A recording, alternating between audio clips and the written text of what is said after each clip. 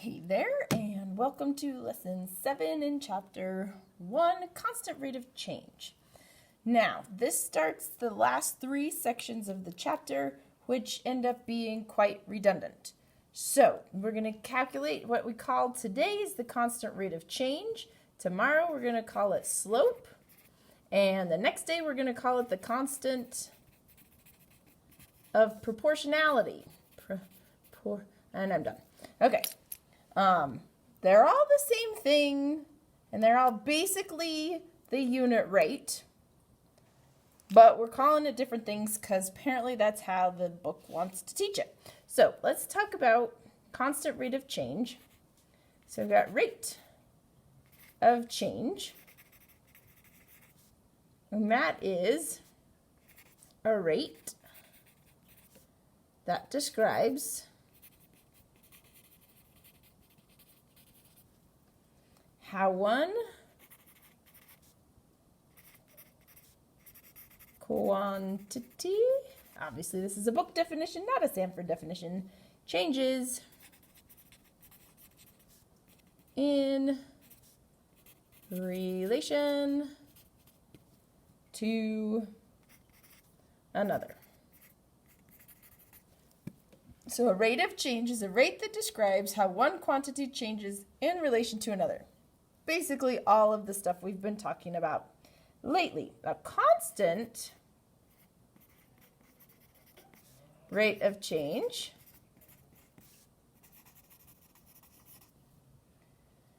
that rate of change, it's the same. The change is the same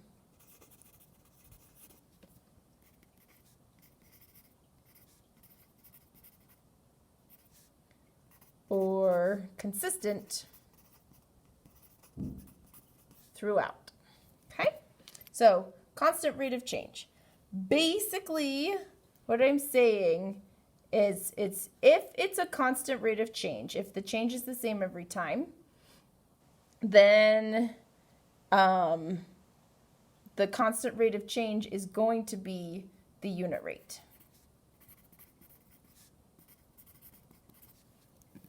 Because that, if it's changing the same each time, then the unit rate gives you how much it changes for one of the next thing, and that is your constant rate of change.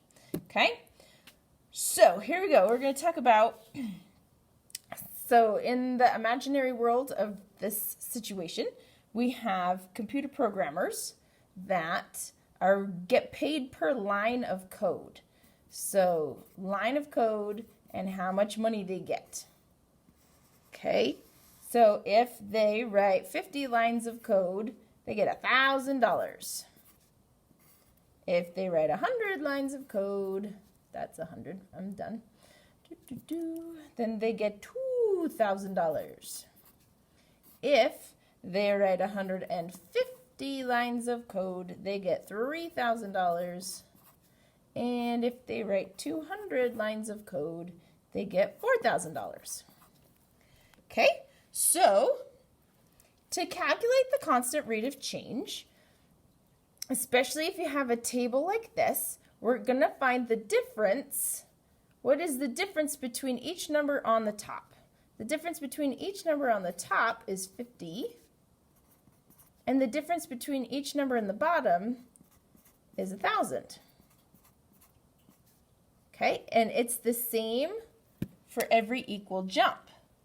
So what this ends up looking like, and to get you prepared for slope, slope is the change in y, which is usually the second number over the change in x, and we're going to talk about that a lot for the next lesson. Slope is super important. And so we're going to write this as a fraction, and it'll be 1,000 over 50, which reduces down to 5 goes into 100, 20. So basically they're getting $20 for every one line of code that they write. Woo! That's not a bad gig, though I know nothing about computer programming. Okay? So, and that's basically the situation. We're going to go over several problems that are actually in the book because we're also going to talk about what the constant rate of change looks like on a graph as opposed to a chart. But we're going to do one more. I'm trying to find, no, not that one. No. I don't know. All right, we'll just jump into problems that are on the book then. Or from the book. All right. So here we go. I just don't want to have to write down the tables. Okay, so this is the table. This table shows the number of miles a plane travels while in flight. Oh, that's the one I was looking for. There you go. Use the information to find the approximate constant rate of change in miles per minute. So this tells you how to make your fraction at the end. It wants the miles over the minutes. Okay, now we need to find our change.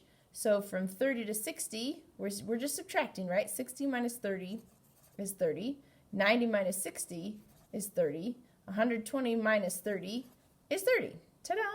Okay, it's a little harder with bigger numbers. So 580 minus 290, 580 minus 290 is 290. Okay, 870 minus 580 also happens to be 290 if we subtract them. And this one minus that one happens to be 290 when we subtract them. So we're going to put these into a ratio. So that's going to be 290 because we want it miles per minute. So miles on top, minutes on the bottom.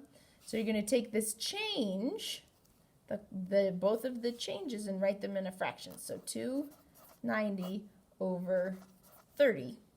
Okay, and then we can reduce this, or actually do the division. So 290 divided by 30, which gives us 9.6, and I'm going to round up to 7 because it's 9.6 repeating. Okay, so basically we are going this many miles per 1 minute. Okay, so you see how we end up with the unit rate here? That's how that works. Okay, we'll do this one as well. Number of buses, so the table shows number of students that buses can transport. Use the table to find the constant rate of change in students per bus. So again, it's going to be students over the buses. It's preparing you to do slope, which is a change in y, which is usually the second thing, over the change in x. Okay, so from 2 to 3, that's a change of 1. 3 to 4, that's a change of 1. 4 to 5, that's a change of 1. And then down here, do 216 minus 144, and that gets us 72. And 288 minus 216 also happens to be 72. And 360 minus 288. And look at that, also happens to be 72. So we're going to do number of students over the change of students over the change of buses. So it's really 72 students per bus. Okay. Next up, we're going to look at the graph. So looking at a graph doing the constant rate of change, again, we're going to do the y over the x to get us ready for slope. So the constant rate of change, so to go from 0 to 1 on x, we go up 60 in the y. So again, this point is 60 and 1, and to write that as the constant rate of change, which is tomorrow we're calling it the slope is how far do you go up and then how far do you go over to stay on the line. So in this case, it's going to be 60 over 1. Now we could do the same thing. How much to get from this point to that point? We go from 60 to 120, which is still a change of 60, and we go from 1 to 2, which is still a change of 1. So we still end up with 60 over 1. Okay? And that says explain what the points 0, 0, and 160 mean.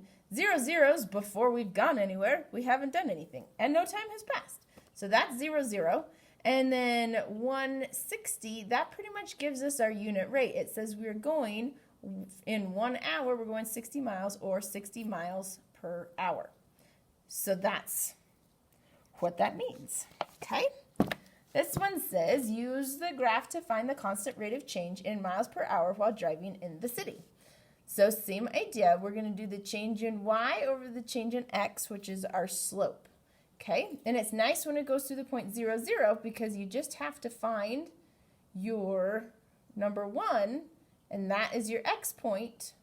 And where do you end up with your y? And it's going to be the y over the x point. Okay, it works again, like we can count from here how far, what the change is here. And again, the change from 30 to 60 is 30. The change from 1 to 2 is 1. And it works here too. The change from 60 to 90 is 30. The change from 2 to 3 is 1. So that is the constant rate of change. It's also the slope. It's also the unit rate. And that's what all of those things mean with the 130. And of course, the point 0, 0 is where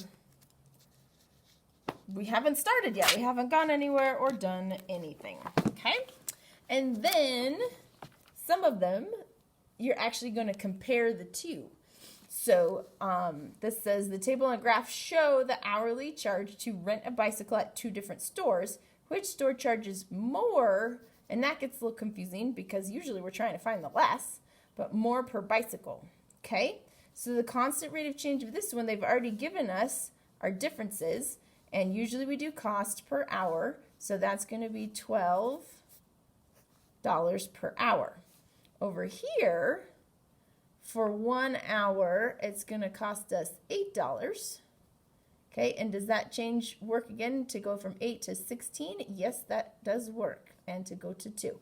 So this one is $8 for the 1 hour. Okay? So that means the larger, the more per bicycle is the pedal rentals. Okay? And that's basically what you get to do on today's assignment. Have fun!